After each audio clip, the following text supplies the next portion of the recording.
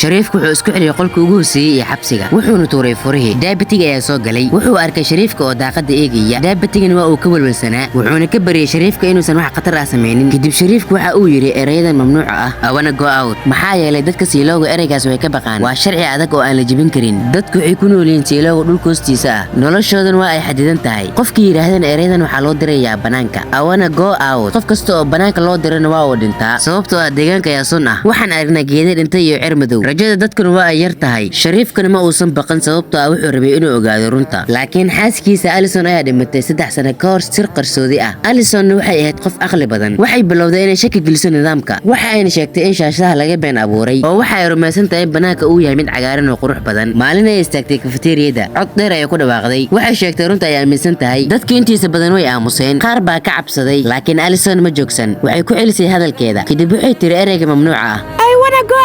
nidaamku si degdeg ay u shaqeeyay waxaan la diyaariyay bixitaankeeda shariifku wuxuu ku qasbanaaday inuu ayada banaanka geeyo dadka siilowgan waxa ay daawanayeen live-kii marka ay baxaysay oo waxa la shiday live feed waxay talaabo u qaaday banaanka waxay nadiifisay kaamirada iyadoo isticmaalaysa maro dadku waxay filayeen in muuqaalku isbedeli doono laakiin waxba isma bedelin wili waxay arkayeen Westland Alison waxay kadib way dhacday oo waa ay dhimatay dadkiina rajadoodii waa ay burburtay waxaan u diraynaa tacsiye tiiraanyo leh shariifka kaliya ayaa ogaa in Alison ay u dirtay fariin qarsoon waxay tiri haddii uu banaanka fiican yahay waa nadiifin doonaa kaamirada taasina waxa ay ka dhigan tahay in wax kale ay dishay runaantii shariifkan waxa uu go'aansanayaa inuu runta ogaado hoob halaalkii dhan Lofking Taptoy isna wuxuu yiri awana go out kadib Mayer Jones ayaa diyaarisay oo siisay Hamzat suud shariifkan waxa uu fuulay jaranjarada dheer ilaa iyo albaabka sare markii uu albaabka furmay waxa uu arkay adduun aad u qurux badan doog cagaaran cir buluug ah iyo shimbiro duulaya daawadaha ilowin inaad aad YouTube-ka cusub oo subscribe iyo saarto linkigan uu saaran yahay profilkayga TikTok kadib wuxuu rabay dadka siilowga inay arkaan runta isla mar ahaantan waxa uu ordaya dhanka iyo kaamirada waxa uu nadiifiyay lineiska waxa uu isticmaalay maro sida Alison laakiin gudaha siilowga dadka wili waxa ay arkeen Westland waxa ayna u maleeyeen inuu ku dhex socdo meel sun ah isla waqtigaasna shariifku waxa uu dareemay madax wareer iyo daciiftinimo wuxuuna bilaabay inuu shakiyo wuxuu fahmay in muuqaalku arka laga yaabo inuu yahay been waxaas laga yaabaa in sawdka uu yahay wax dilaya dadka